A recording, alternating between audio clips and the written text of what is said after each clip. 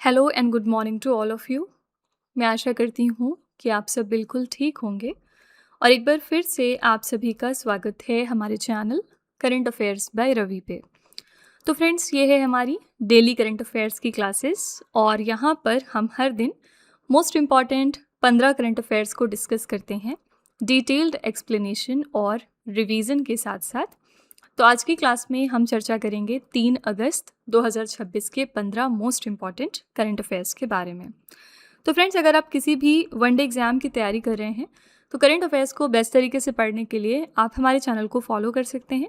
यहाँ पर हम करंट अफेयर्स से रिलेटेड अलग अलग टॉपिक्स और वीडियोस लाते रहते हैं टाइम टू टाइम, जो आपकी प्रिपरेशन को और बेहतर बनाएगा। यहाँ पर हम बेस्ट कोशिश करते हैं कि अगर आपने हमारे चैनल को अपने कीमती वक्त में से आधा घंटा दिया है तो हम इसका आपको मैक्सिमम आउटपुट प्रोवाइड करें। और आप हमारे हर सेशन में देखेंगे कि 15 करंट अफेयर्स के साथ साथ हम लोग पुराना भी बहुत कुछ रिवाइज करते हैं और पुराने करंट अफेयर्स को किस तरह से रिलेट और कनेक्ट करते चलते हैं। ठीक है, तो ये कुछ हमारे स्टूडेंट्स का फीडबैक है। आप देख सकते हैं बहुत सारे बच्चों को अब तक फ़ायदा पहुंचा हमारे इन सेशन से जुड़ने के बाद। तो आप भी 10 से 15 दिन का ट्रायल लेकर खुद चेक कर सकते हैं। इसका रिजल्ट आप अपने मॉक टेस्ट और पेपर्स में देखेंगे कि किस तरह से धीरे धीरे करके आपका स्कोर्स में इम्प्रूव होने लगता है। ठीक है, तो विद दिस नोट चलिए हम आज की अपनी क्लास स्टार्ट कर लेते हैं। हमारी सेशन की शुरुआत होती है क्विक रिवीजन के साथ। मीन्स हमने एक दिन पहले जो 15 करंट अफेयर्स डिटेल में किए होते हैं उनको हम अगले दिन दोबारा से वन लाइनर फॉर्मेट में रिवाइज करते हैं। एनीवेज, मैं आपको बता दूं कि ये सारे क्वेश्चंस हमारे सैटरडे वाले दिन के हैं, क्योंकि संडे के दिन ना हमारी वीकली करंट अफेयर्स की क्लास होती है जिसमें हम एक छोटी सी वीडियो में देखते हैं कि पूरे हफ्ते में क्या क्या इंपॉर्टेंट इवेंट्स हुए हैं। ठीक है, तो अगर आप इन क्वेश्चंस को डिटेल में पढ़ना चाहते हैं ना तो आप हमारी सैटरडे वाली लेक्चर रेफर करिएगा। और इन केस अगर आपके पास बिल्कुल टाइम नहीं है या आप रिवीजन करना चाहते हैं पूरे हफ्ते के करंट अफेयर्स का, तो आप हमारी इस वाली क्लास में आया करिए वीकली करंट अफेयर्स की, जो हम एवरी संडे करते हैं। ठीक है, एनीवेज, सैटरडे को हमने पहला क्वेश्चन किया था पर्यावरण प्रदर्शन सूचकांक 2026 में भारत को 177 देशों की सूची में से कौन सा स्थान मिला है। तो हम इसमें बॉटम सेकंड पोजीशन पर थे और हमारी रैंक थी 176। बहुत ही खराब प्रदर्शन रहा भारत का इस सूचकांक में। शीर्ष 3 देश देखेंगे तो पहले स्थान पर है एस्टोनिया, दूसरे पर है लग्जमबर्ग और तीसरे पर है यूनाइटेड किंगडम। नेक्स्ट है जुलाई 2026 में दुर्लभ पृथ्वी तत्व ब्लॉक के लिए अन्वेषण लाइसेंस देने वाला भारत का पहला राज्य कौन सा बन गया है। ये है राजस्थान। अगला है जुलाई 2026 में भारतीय नौसेना ने विशाखापट्टनम में किसके द्वारा निर्मित दूसरा स्वदेशी डाइविंग सपोर्ट वेसल आईएनएस निपुण अपने बेड़े में शामिल कर लिया है। ये है हिंदुस्तान शिपयार्ड लिमिटेड। नेक्स्ट है चीन के हांगजो में आयोजित आईएसएसएफ राइफल या पिस्तौल विश्व कप 2026 की पदक तालिका में भारत का क्या स्थान रहा। भारत इसमें तीसरे स्थान पर था और हमारे कुल 4 पदक थे यहाँ पर, 1 स्वर्ण, 1 रजत और 2 कांस्य पदक। नेक्स्ट है जुलाई 2026 में मैक्सिको में भारत के अगले राजदूत के रूप में किसे नियुक्त किया गया। इनका नाम है इंगुलखम राथोम गंगटे। नेक्स्ट है जुलाई 2026 में राज्यसभा और लोकसभा ने राष्ट्रीय गीत वंदे मातरम के प्रति अनादर के कृत्यों और उसके गायन में बाधा डालने को दंडात्मक अपराध बनाने के लिए कौन से एक विधेयक पारित किया है। तो यह है राष्ट्रीय गौरव अपमान निवारण संशोधन विधेयक 2026। नेक्स्ट है जुलाई 2026 में किस अंतर्राष्ट्रीय वित्तीय संस्थान ने भारत की प्रधानमंत्री सूर्य घर मुफ्त बिजली योजना के विस्तार के लिए $850 मिलियन के ऋण की मंजूरी दे दी है। तो यह है एशियाई विकास बैंक। ठीक है, इसका हेडक्वार्टर कहाँ पर है, फिलीपींस के मनीला में। नेक्स्ट है जुलाई 2026 में संसद में प्रस्तुत किए गए आंकड़ों के अनुसार मई 2025 से साइबर वित्तीय धोखाधड़ी के मामलों में सर्वाधिक E0 FIR दर्ज करने वाला शीर्ष राज्य या फिर केंद्र शासित प्रदेश कौन सा है। तो ये है दिल्ली। शीर्ष 3 यहाँ पर देखेंगे राज्य और केंद्र शासित प्रदेश इस मामले में, तो दिल्ली, चंडीगढ़ और उत्तराखंड। ठीक है, अगला है जुलाई 2026 में रक्षा मंत्री राजनाथ सिंह ने भारत के पहले समर्पित मिलिट्री मेडिसिन डिपार्टमेंट का वर्चुअल उद्घाटन कहाँ से कर दिया है। तो इसका उद्घाटन उत्तर प्रदेश की कैपिटल लखनऊ में हुआ।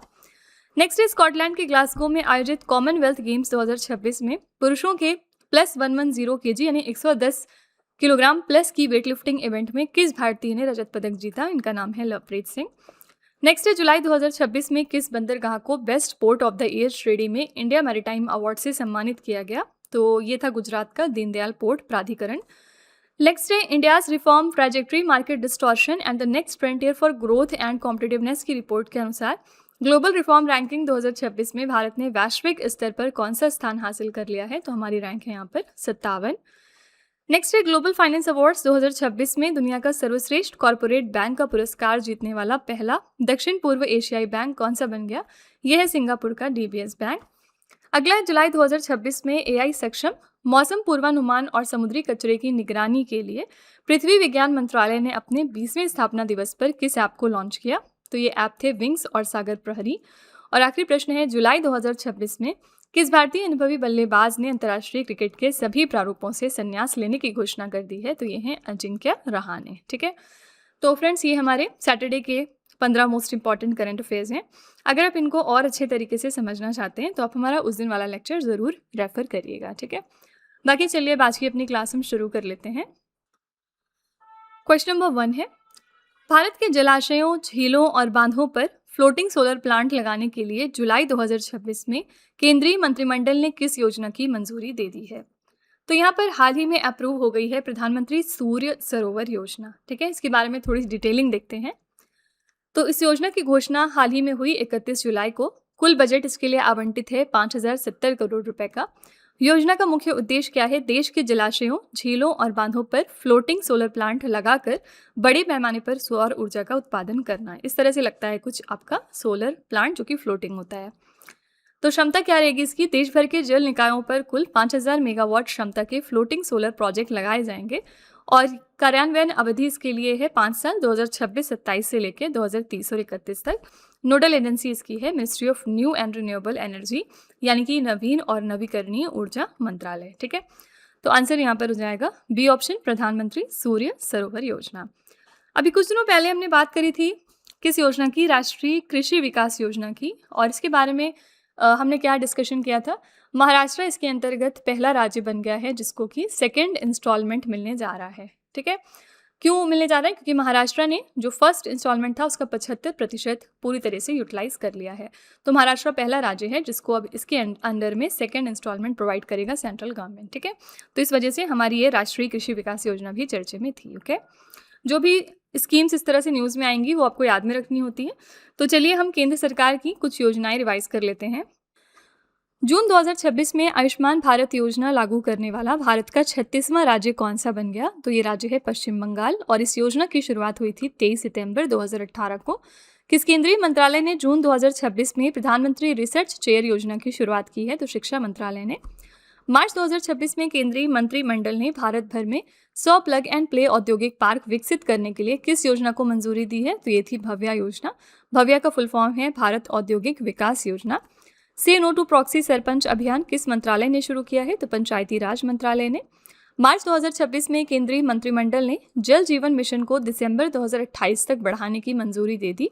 इसकी शुरुआत कब हुई थी? तो 15 अगस्त 2019 को। फरवरी 2026 में गृह मंत्री अमित शाह ने जीवंत ग्राम कार्यक्रम 2.0 का शुभारंभ कहां से कर दिया है? तो असम के नतनपुर से। और आखिरी प्रश्न है, केंद्रीय बजट 2026 और 27 में ग्रामीण महिला उद्यमियों के उत्पादों को बढ़ावा देने के लिए किस नई पहल की घोषणा की गई थी? तो आंसर है यहाँ पर शी मार्ट्स। ठीक है, तो ये हमारी कुछ सेंट्रल गवर्नमेंट की स्कीम्स हैं जो आपको रिवाइज करते रहना है। क्वेश्चन नंबर 2 है, स्कॉटलैंड के ग्लासगो में आयोजित कॉमनवेल्थ गेम्स 2026 में पुरुषों की जैवलिन थ्रो स्पर्धा में नीरज चोपड़ा ने कितने मीटर के थ्रो के साथ रजत पदक जीता है? तो सबसे पहली बात याद रखिएगा, नीरज चोपड़ा को इस इवेंट में सिल्वर मेडल मिला है। इनका थ्रो कितने मीटर्स का था आपको ये बताना है, 85.83 मीटर का। ए ऑप्शन करेक्ट है। तो स्कॉटलैंड के ग्लासगो में आयोजित कॉमनवेल्थ गेम्स 2026 में नीरज चोपड़ा ने पुरुषों की जैवलिन थ्रो स्पर्धा में 85.83 मीटर के थ्रो के साथ रजत पदक जीत लिया है। स्वर्ण पदक मिला है श्रीलंका के रुमेश तरंगा पथिरागे को। इन्होंने 89.75 मीटर के रिकॉर्ड थ्रो के साथ स्वर्ण पदक जीता। कांस्य पदक मिला है भारत के युवा एथलीट यशवीर सिंह को। इन्होंने अपने डेब्यू मैच में 85.41 मीटर का पर्सनल बेस्ट थ्रो कर कांस्य पदक अपने नाम किया है। ठीक है, तो यहाँ पर करेक्ट आंसर हो जाएगा ए ऑप्शन। और आजकल ना ये जो रुमेश थारंगा हैं ये बहुत न्यूज़ में बने हुए हैं। अभी पिछले दिनों इन्होंने रोम डायमंड लीग भी जीता था। ठीक है, और हमने बात की थी कि इन्होंने और कौन सा लीग जीता था? इन्होंने दोहा डायमंड लीग भी जीता है 2026 में। ठीक है, तो ये काफ़ी चर्चे में बने रहते हैं इस वजह से। तो इनकी कंट्री आपको ज़रूर याद रखनी चाहिए, ये श्रीलंका से हैं। ओके, क्वेश्चन नंबर 3 है, जुलाई 2026 में सऊदी अरब और 13 अन्य देशों ने किस जलडमरू मध्य की सुरक्षा के लिए एक बहुराष्ट्रीय समुद्री रक्षा गठबंधन बनाने की घोषणा की है? तो यहाँ पर हम कौन से एक स्टेट को अपने प्रोटेक्ट करने की कोशिश कर रहे हैं? ये है हमारा बाबल मंदेब जलडमरू मध्य, ठीक है। और इसकी लोकेशन चेकआउट कर लेते हैं।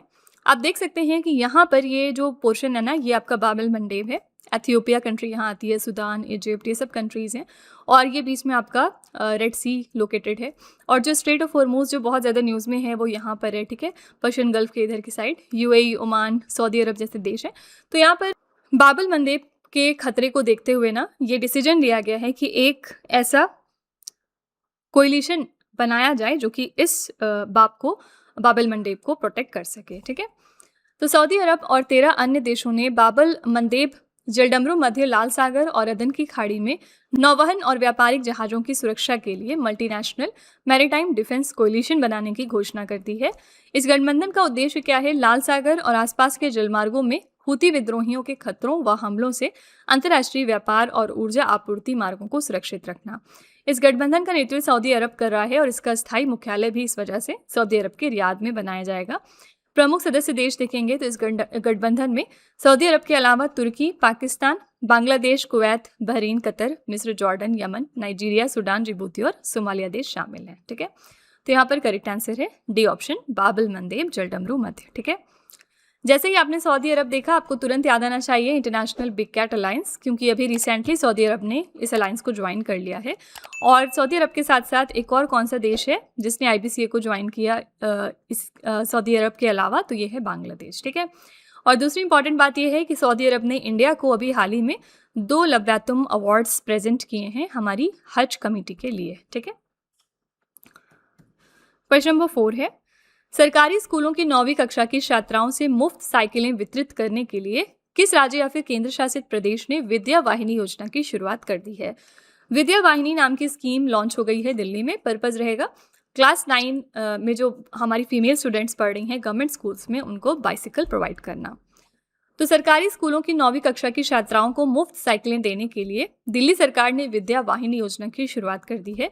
इसकी शुरुआत यहाँ की मुख्यमंत्री रेखा गुप्ता ने की है जुलाई 2026 में। इसके तहत पहले चरण में 3000 छात्राओं को साइकिलें बांटी गईं और कुल 1.40 लाख छात्राओं को लाभान्वित करने का लक्ष्य यहाँ पर रखा गया है, ठीक है। तो यहाँ पर बी ऑप्शन करेक्ट है, दिल्ली। अगर आपको याद हो, इससे मिलती जुलती स्कीम कुछ दिनों पहले उत्तर प्रदेश ने भी लॉन्च की थी, जहाँ पर उत्तर प्रदेश ने ये कहा था कि वो इनके स्टेट के फीमेल मेरिटोरियस स्टूडेंट्स को स्कूटी प्रोवाइड करेंगे, ठीक है। और इसीलिए इस स्कीम का नाम इन्होंने क्या रखा था? रानी लक्ष्मीबाई स्कूटी स्कीम, ठीक है। तो आपसे पूछ सकते हैं एग्जाम में कि रानी लक्ष्मीबाई स्कूटी स्कीम कहाँ की है? उत्तर प्रदेश की। और ये वाली विद्या वाहिनी स्कीम है दिल्ली की, तो कंफ्यूज नहीं करिएगा, ठीक है। क्वेश्चन नंबर 5 है, जुलाई 2026 में भारत और किस देश के बीच फवारा UPI cross border payment corridor आधिकारिक तौर पर शुरू हुआ है? तो ये हमारा cross border payment corridor officially launch हो गया है इंडिया और मालदीव्स के बीच में। जुलाई 2026 में भारत और मालदीव के बीच फवारा UPI cross border payment corridor आधिकारिक तौर पर शुरू हो गया है। इस व्यवस्था के तहत मालदीव की त्वरित भुगतान प्रणाली फवारा को भारत के यूनिफाइड पेमेंट इंटरफेस के साथ जोड़ा गया है।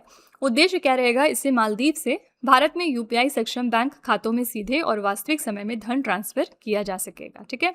मालदीव की राजधानी यहाँ पर माले है, मुद्रा चलती है रूफिया और राष्ट्रपति है मोहम्मद मुइज़्ज़ो, ठीक है। तो आंसर यहाँ पर है ए ऑप्शन, मालदीव्स। मालदीव्स के साथ इंडिया कौन सी एक प्रमुख एक्सरसाइज करता है?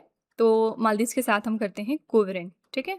आपसे एग्जाम में पूछ सकते हैं कि कोवरेन नाम की एक्सरसाइज इंडिया कौन से देश के साथ करता है? याद रखिएगा, मालदीव्स के साथ।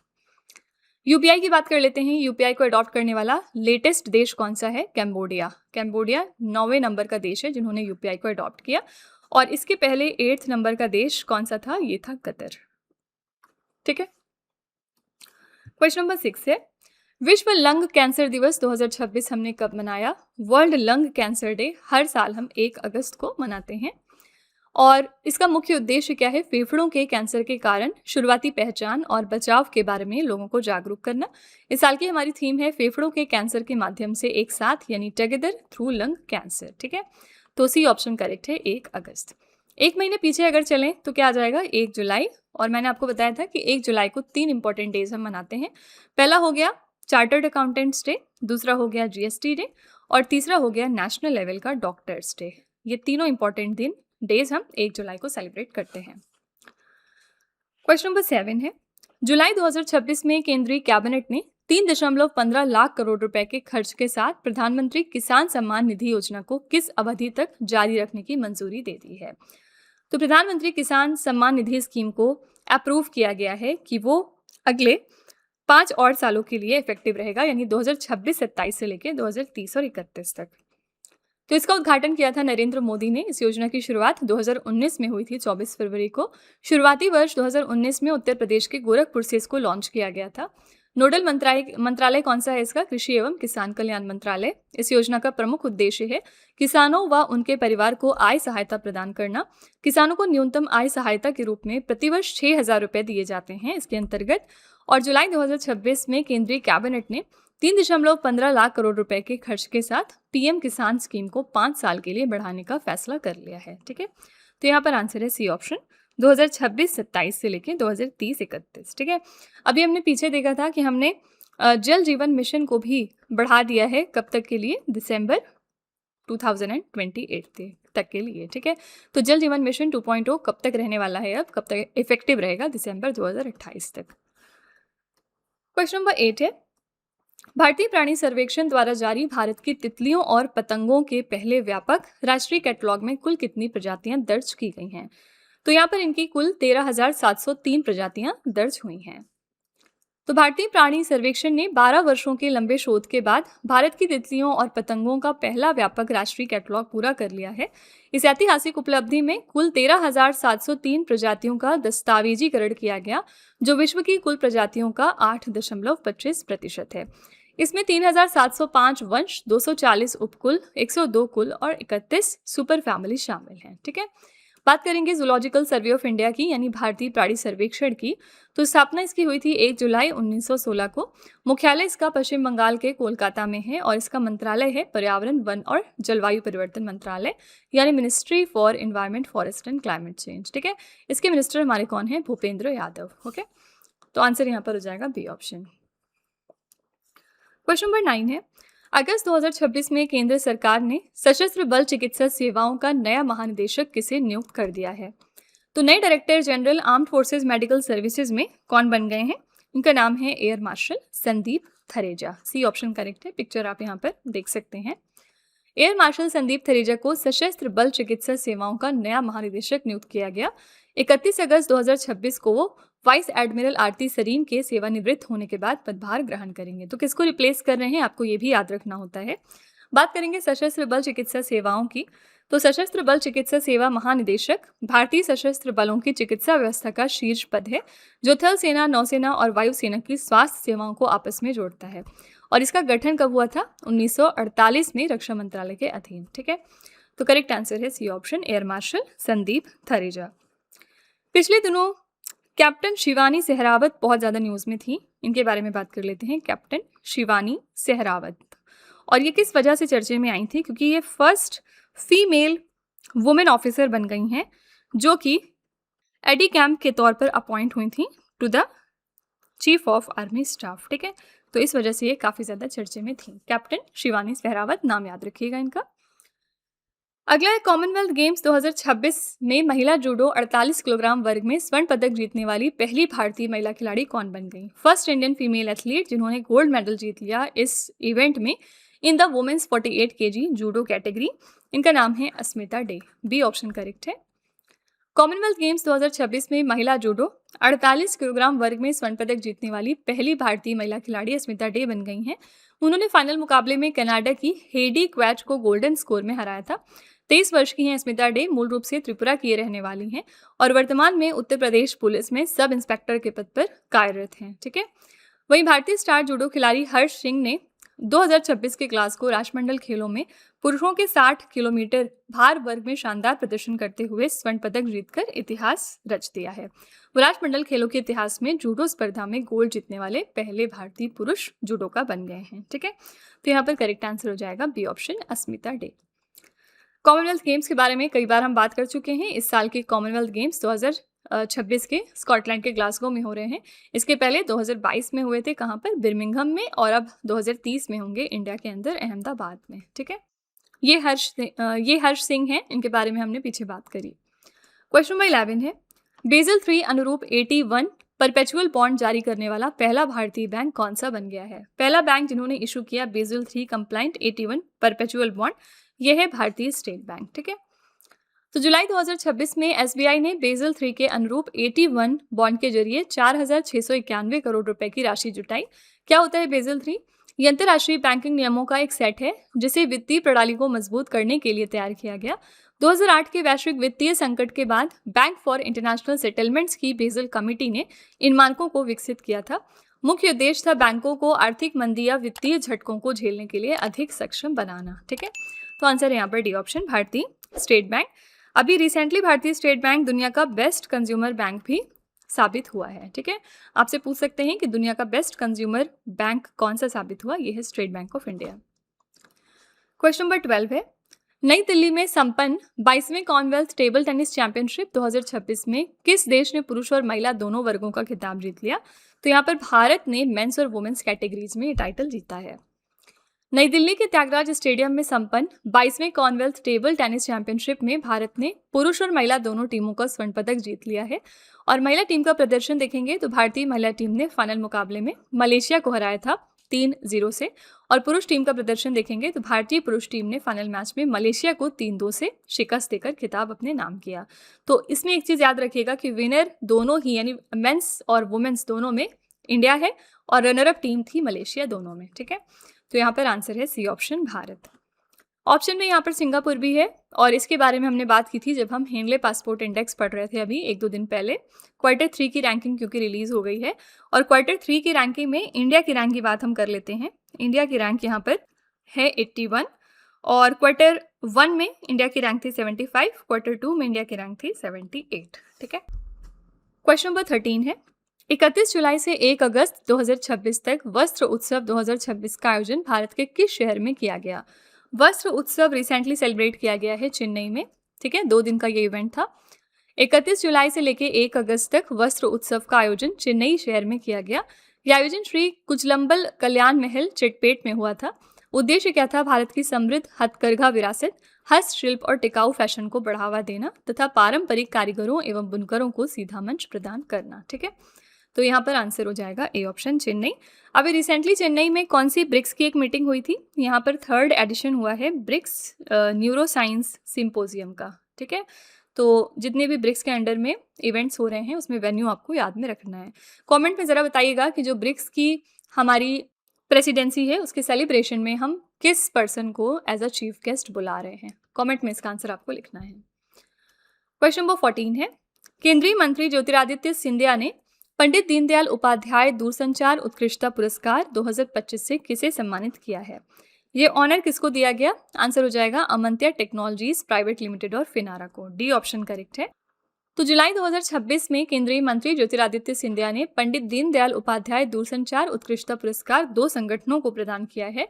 पुरस्कार विजेता संगठन देखेंगे तो अमांत्य टेक्नोलॉजीज प्राइवेट लिमिटेड दूरसंचार प्रौद्योगिकी और नवाचार में उत्कृष्ट योगदान के लिए इनको दिया गया।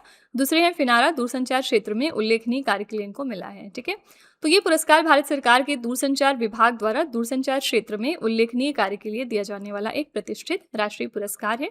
इसमें पुरस्कार की राशि होती है 2 लाख रुपए। ठीक है, तो यहाँ पर करेक्ट आंसर है डी ऑप्शन। क्वेश्चन नंबर 15 है, जुलाई 2026 में केंद्र शासित प्रदेश लद्दाख ने जम्मू कश्मीर प्राचीन स्मारक संरक्षण अधिनियम के तहत कितने धरोहर स्थलों को संरक्षित स्मारक घोषित किया है? तो यहाँ पर 23 ऐसे इनके हेरिटेज साइट्स हैं जिनको प्रोटेक्टेड मॉन्यूमेंट्स के तौर पर डिक्लेयर किया गया। जुलाई 2026 में केंद्र शासित प्रदेश लद्दाख ने 23 धरोहर स्थलों को संरक्षित स्मारक घोषित कर दिया है। इन स्थलों में मुख्य रूप से प्राचीन शैलचित्र यानी पेट्रोग्लिफ, गुफाएं, किले और मठ शामिल हैं। इस कदम का मुख्य उद्देश्य क्या है? लद्दाख की समृद्ध पुरातात्विक, ऐतिहासिक और सांस्कृतिक विरासत को कानूनी सुरक्षा प्रदान करना और उसका संरक्षण करना। ठीक है, लद्दाख भारत का एक प्रमुख केंद्र शासित प्रदेश है। यहाँ पर उपराज्यपाल हैं मिस्टर विनय कुमार सक्सेना। कुल जिलों की संख्या यहाँ पर अब 7 हो गई है। पहले लद्दाख में सिर्फ 2 ही जिले हुआ करते थे, लेह और कारगिल, ठीक है। और विनय कुमार सक्सेना ने किसको रिप्लेस किया ये भी याद रखिएगा, इन्होंने मिस्टर काविंदर गुप्ता को रिप्लेस किया है। ओके, तो यहाँ पर करेक्ट आंसर था सी ऑप्शन 23। तो फ्रेंड्स, ये थे आज के हमारे most important 15 current affairs. I really hope कि आपको ये हमारा सेशन पसंद आया होगा और आप ज़रूर कुछ ना कुछ नया सीख कर ही जा रहे होंगे। तो चलिए फिर आपके टेस्ट पर चलते हैं। लास्ट में हम आपके लिए 3 क्वेश्चन का एक छोटा सा टेस्ट रखते हैं, ये चेक करने के लिए कि आपने कितना पढ़ा, कितना समझा। पहला क्वेश्चन है आपके लिए, सरकारी स्कूलों की 9वीं कक्षा की छात्राओं को मुफ्त साइकिलें वितरित करने के लिए किस राज्य या फिर केंद्र शासित प्रदेश ने विद्या वाहिनी योजना की शुरुआत की है। दूसरा क्वेश्चन है, जुलाई 2026 में भारत और किस देश के बीच फवारा UPI cross border payment corridor आधिकारिक तौर पर शुरू हो गया।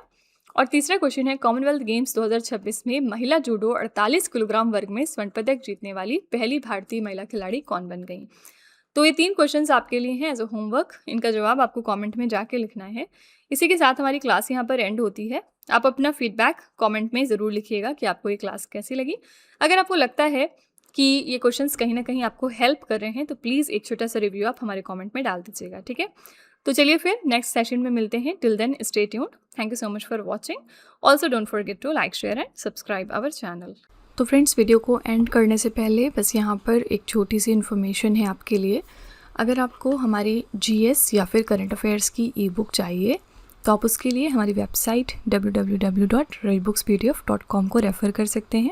यहाँ पर आपको ऐसी मंथली मैगजीन्स भी मिल जाएंगी सेपरेट मंथ की, जिसमें हमने 600 से ज़्यादा क्वेश्चंस बहुत ही डिटेल में डिस्कस किए हैं। आप देख सकते हैं कि हर क्वेश्चन को हमने किस तरह वेल एक्सप्लेन किया है, highlights, important point, static GK और पिक्चर्स का यूज़ करते हुए, ताकि आपको प्रॉपर अंडरस्टैंडिंग हो सके। तो अगर आप इंटरेस्टेड हैं तो आप इस नंबर को रेफ़र करिएगा 9888749999, ठीक है। ये हमारी बुक्स की वेबसाइट है जिसका नाम है www.raviaditipublication.com। यहाँ पर आपको डिफरेंट बुक्स मिल जाएंगी, जैसे कि 25,000 प्लस जीके जीएस की ये वाली 1 लाइनर बुक है। इसके अलावा कंप्यूटर जीके, सामान्य विज्ञान, एनसीईआरटी के नोट्स डिफरेंट सब्जेक्ट्स में। तो इसके लिए भी आप इसी नंबर को रेफ़र कर सकते हैं अगर आप इंटरेस्टेड हैं तो। साथ ही ये है हमारा mobile application Ravi study app. Play store पर जाकर आप इसको अपने फ़ोन में यहाँ से इंस्टॉल कर सकते हैं। इसमें आपको डिफरेंट कैटेगरीज मिलेंगी और बहुत सारे फीचर्स मिलेंगे जिनकी हेल्प से आप अपनी प्रिपरेशन को बेहतर कर सकते हैं। इसमें एक कैटेगरी यहाँ पर आपको मिलती है करंट अफेयर्स पेड वीडियो की। ये हमारा एक तरह का कॉम्बो DCA का कोर्स है जिसमें आपको एड फ्री वीडियो मिलेगा फर्स्ट ऑफ ऑल। देन यहाँ पर 15 क्वेश्चंस का क्विज आपको देते हैं हम। 15 क्वेश्चंस का PDF है एक्स्ट्रा की पॉइंट्स के साथ साथ, और इस कोर्स के लिए हम आपको लाइफ टाइम वैलिडिटी भी प्रोवाइड करते हैं। तो अगर आप इसमें से कोई भी कोर्स परचेज करना चाहते हैं तो उसके लिए आप इस नंबर को रेफ़र कर सकते हैं, ठीक है।